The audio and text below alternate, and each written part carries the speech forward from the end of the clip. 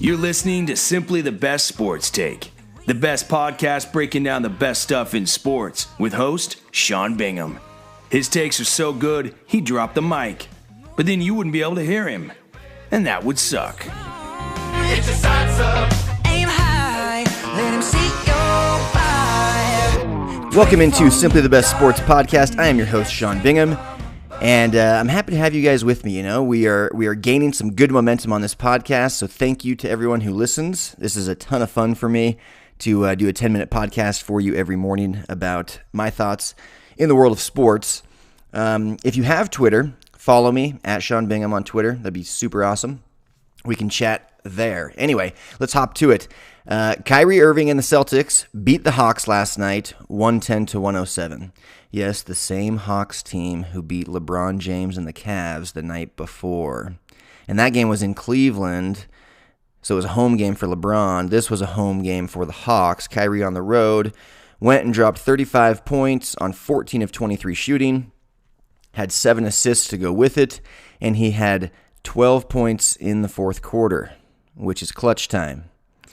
And that's what we talked about yesterday. Kyrie hit a big-time three to put the Celtics up by 1 with 1:37 to play, and then he put the nail in the coffin, got into the lane, and scored with 20 seconds left, 12 points in the fourth, clutch time. Celtics have won 9 in a row. It's only November, but that's the kind of stuff I'm talking about. At the end of the game, it's not a normal game anymore. The best player needs to take over in certain situations, and Kyrie is a closer. He was the Cavs closer. He continues to be the closer, and right now he's leading the best team in the NBA. Again, it's only November. We're not getting ahead of ourselves too much, but Celtics looking good.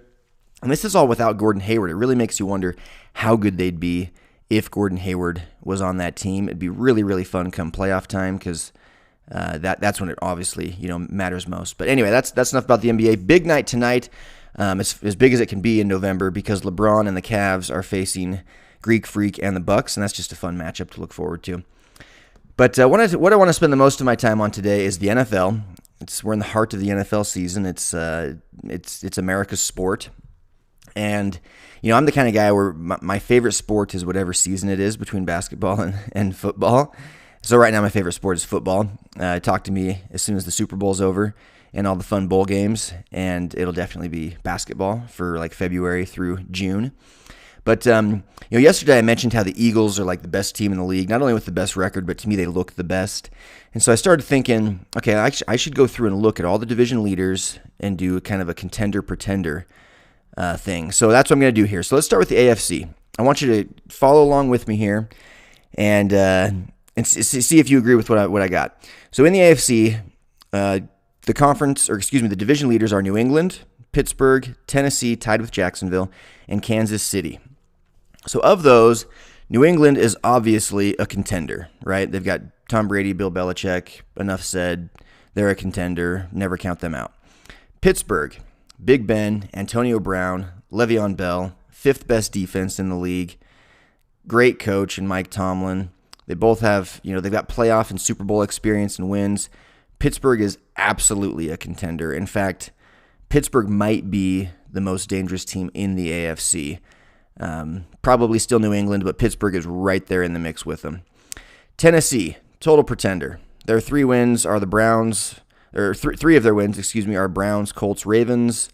They don't have any real stars. I just don't see Tennessee doing any damage whatsoever in the playoffs. If they even make it, Jacksonville's who they're tied with. I really don't think both those teams end up getting in because the wild card will probably be a little bit stiffer than that, a little bit tighter race. I think Jacksonville is also a pretender for the same reasons. Even though Leonard Fournette is the man, it's tough to really be a contender if you don't have a stellar quarterback. And I'm going to get into that more here in just a bit. But so again, I'm going off of teams that are contenders to actually win the Super Bowl, right?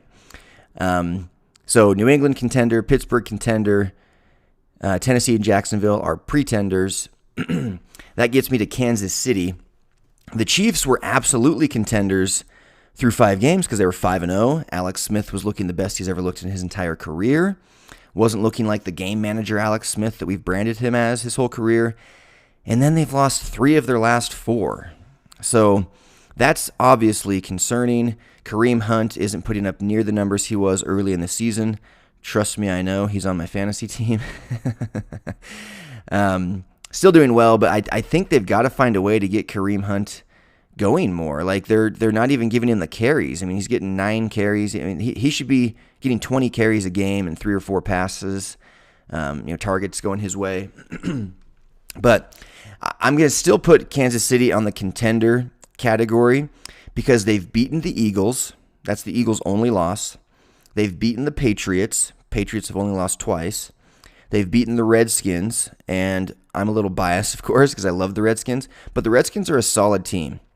And most importantly with Kansas City, they have a really easy schedule down the stretch. So I looked at their schedule. I actually don't have it up in front of me right now. I probably should, but they have an easy schedule, and I really think they're going to end up going 12-4, 11-5, which would give them home game and possibly even home field, a first-round bye. Along with it's going to be a fight with them, New England and Pittsburgh for that. But anyway, I'm putting Kansas City on the contender category. To the NFC, Eagles contender, especially with Jay Ajayi now. They're far and away my favorite to win the NFC.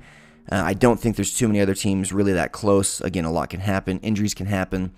But the Eagles are for real. Vikings, 6-2. I've got them as a pretender. I'm not buying the Vikings. In fact, I think they're going to lose to my Redskins this Sunday. They have no real stars on offense. Their quarterback situation, which is really important, is unstable. Case Keenum's their guy right now. He's a serviceable quarterback, right? But they just it's tough to be a contender with the quarterback situation that they've got. Excuse me. They lost their star running back, Dalvin Cook. Their defense is solid, though. Defense is 4th in the league. But here's the teams they've beaten. The Bucks, the Bears, the Packers without Aaron Rodgers, the Ravens, the Browns, and then they did beat the Saints. Saints are 6-2. So they really don't have a quality win outside of the Saints, and I'm really not sure the Saints are all that great, which they're the next team on the list. Saints are 6-2. They've got a good coach. They've got a good quarterback. They've got Super Bowl experience, but I just don't know that I'm convinced on the Saints. They've had that same coach and same quarterback for years since the Super Bowl and haven't really done anything. And they haven't really beaten anybody yet. They're kind of in that same category as the Chiefs, on the fringe of contender pretender. But I'm going to slightly downgrade them from the Chiefs, and I'm going to say they're more leaning towards the pretender category. The Rams. Rams have a great coach, a great running back. I mean, I've said a ton about Sean McVay, head coach. Obviously, Todd Gurley is one of the best running backs in the league. They've got a fantastic offensive line. Defense is good, middle of the pack, but they're too young. They're too young to be a contender. It's not happening this year. Rookie coach, second-year quarterback, young running back. They're really, really good. I don't see them as a real contender to win a Super Bowl, though. I just don't. Or to really even win the NFC. I'm going to say pretender there. The best team among the non-division leaders in the NFC is the Cowboys, which you know how much I don't like the Cowboys as a Redskins fan. But here's the issue with them. If Zeke misses 6 games, they might not even make the playoffs. But man, they looked really good these last 2 weeks against the Redskins and then against the Chiefs. They looked really, really good. So if they can keep Zeke, or if they can squeak into the playoffs without Zeke playing the next 6 weeks, if they can win enough games to still get in, I'm going to put them very much as a contender, even though it pains me to say that. So there you have it for the NFL pretender, contender. And something that's interesting here, I was looking up team defenses. That was like weighing in heavily on like who I thought had the best chance to be a real contender. And we always hear the phrase defense wins championships, right? Well, does it really? Let's take a look here. Here are the top 10 defenses in the NFL by yards per game allowed, right? So these teams are allowing the fewest yards per game. It's really hard to score if you can't move the ball.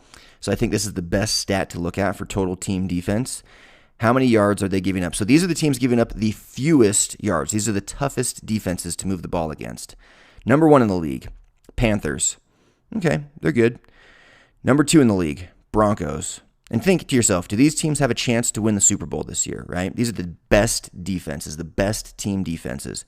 Panthers, maybe. Maybe. They're 6-3.